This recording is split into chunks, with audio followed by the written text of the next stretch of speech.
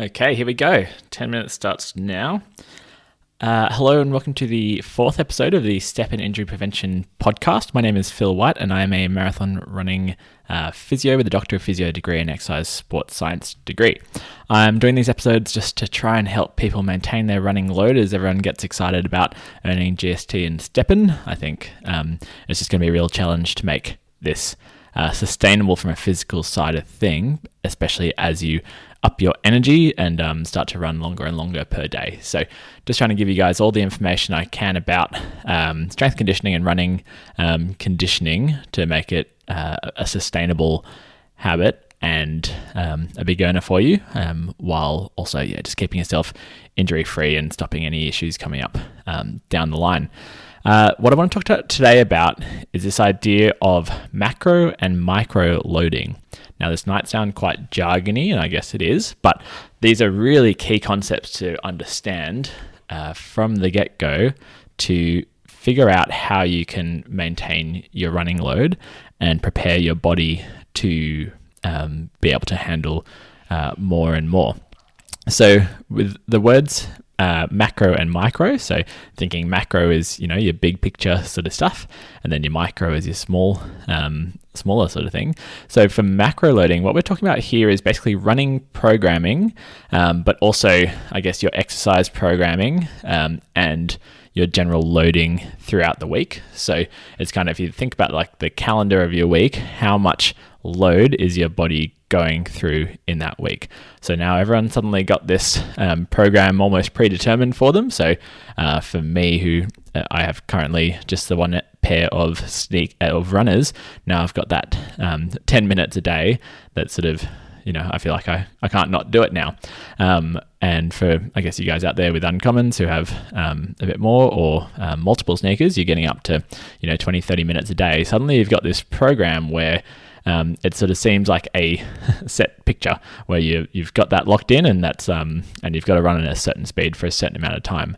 That kind of goes against running programming principles, which would suggest variety throughout the week is probably the best way to do it. But what I want to talk today about is how you can start to, I guess, use more conventional longevity principles within that predetermined amount of time.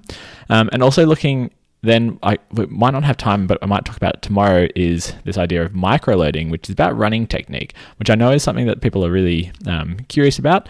There's a lot that's been argued about with running technique and what's the most efficient way to run, and whether or not that increases your performance and decreases your chance of injury. So we'll definitely jump into that, but I know that 10 minutes is actually pretty short once I start to dive into this idea of macro loading. So when we think about programming for running, there's been a whole big change about what's been thought to be the best way of doing things. I think back in the day, like when I was playing competitive, like international level ultimate frisbee, which I know for anyone who hasn't heard of it, sounds pretty weird, but it's a really running intensive sport.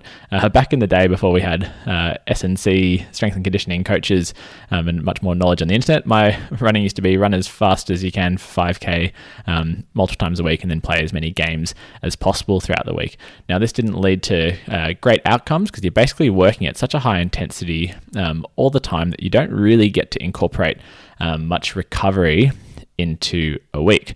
So now it's been quite contrasted to my recent marathon training, where I came across this idea of polarized training, which is basically trying to keep your intensity at such a low level for most of your runs that you stay fresh, but you increase your aerobic capacity. So a reminder that your aerobic capacity is basically your where you're burning basically fat as fuel. You're going at a low intensity, and it's the very sustainable long-term sort of low intensity side of things.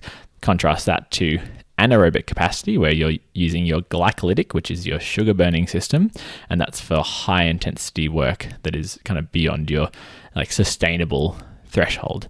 So with this idea of polarized training, what you're trying to do is basically stay at a low enough level that you can be just increasing your aerobic capacity so that by the time you then get to your hard sessions, where you're really pushing yourself and going into that higher intensity zones, your anaerobic zones, that you're fresh enough that you can really push yourself. And that means that you start to bump up above your regular threshold, and you can start to increase that threshold, making every subsequent effort easier, and you've increased your fitness. Now, that's quite different to the old approach, which used to be kind of this idea that doing lots of threshold training, so at about your sort of 5 kilometer pace. So if you're trying to run a sub 20 minute K, that would be running 4-minute kilometers, and you're trying to basically just push that kind of pace every single time. Now, when you're looking at polarized training, you're thinking more around that level where you're basically able to hold a conversation, or if you're not running or walking with someone else, you're basically able to breathe through your nose.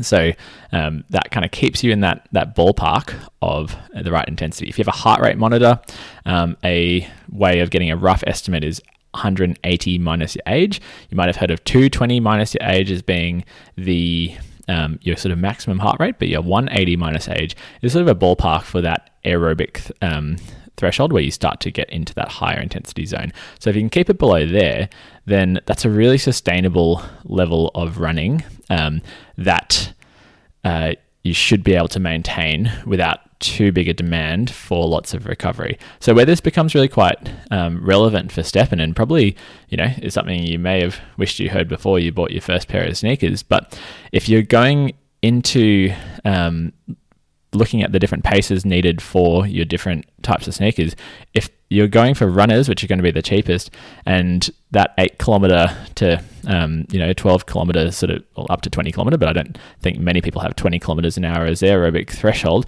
But basically, if that's above your aerobic threshold, it's probably going to be quite challenging to maintain that day after day after day. And what I've found since using my runners, because I thought, my pace is pretty solid. I've been running for a long time, running marathons and half Ironmans and all sorts of stuff over the years.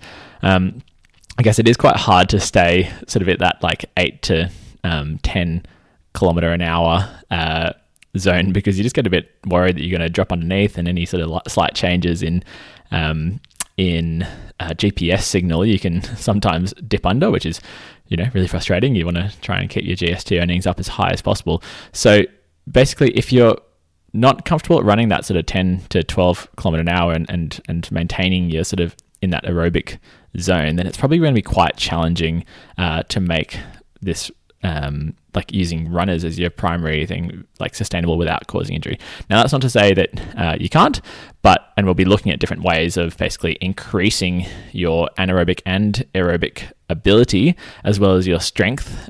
So building up your capacity to handle more before hurting yourself. So we definitely, it's not to say that it's a lost cause, but if you're umming and ahhing about what shoe is right for you to make this a really sustainable practice, then trainers are obviously really expensive, but if you can handle the cost, or if you get lucky in minting, then happy days, because then you'll be able to basically take that polarized approach of making 80% of your running that really low aerobic zone. But then what's it really important, and what might seem kind of counterintuitive for people, is that for a couple of your sessions, and probably when you're starting only maybe one or two, just getting a decently high intensity run in is going to be a great way of bumping up that threshold and making your fitness go up, and then subsequent runs therefore being easier. So now, if you're like 6 kilometer is your 6 kilometer an hour is your sort of aerobic threshold. If after a couple of weeks of doing one or two harder sessions where you're doing interval like training, which we'll talk about more in the future, and you bump up your threshold, now that 6 kilometer an hour might be relatively easy, because now your threshold is higher. So maintaining an 8 kilometer an hour run is going to be much more sustainable. So although it might seem like the good idea is to just try and just do the bare minimum each time and just like tick off your 10 minutes or whatever your lowest one is at the slowest possible pace, that might not lead to the best outcomes long term, because what we really want to do is try and build up our capacity, increase our thresholds, so that the pace that you need to run at is now a lower and lower percent. of what you're really capable of. So that's where the strength and conditioning, as well as doing potentially some interval work, becomes really important. But that's going to be something hard to get into if you haven't done it before, and I'll be giving much more information about that in the future. So don't just jump into doing sprints off the bat, but certainly consider it. Now there's our 10-minute stopwatch, so I will wrap it up there. There's so much more I want to talk about there, but that's the that's I guess how I think I'll be able to maintain a daily podcast. So hopefully this has been useful. Just do remember that this is not medical or physio advice, because I haven't worked with you specifically as a patient. I do online consultations, which I might drop the link in the Facebook group if people are interested in working more closely with me. And otherwise, if you do find what I'm doing helpful, then consider sending a GST or two my way. I've got my Solana wallet address in the description. And if you haven't already, jump into the STEPN Injury Prevention Facebook group, as that's where I'm posting all these, and I'm taking questions from there, as well as where I'll be providing resources like the strength workout I'll be putting together after yesterday's podcast, and more information and resources there. So hope to see you there, and thanks for listening in, and any feedback is really appreciated. I did hear that I had some sound issues from the first 2 episodes where it was only coming through one speaker, so I will change everything to mono recording, and now I've done that for this episode, and I'll change the old episode. So if that was really annoying, I'm very sorry. I'm just figuring this all out as I go. So hopefully see you tomorrow, and any feedback is always very welcome. Thanks again. See you tomorrow.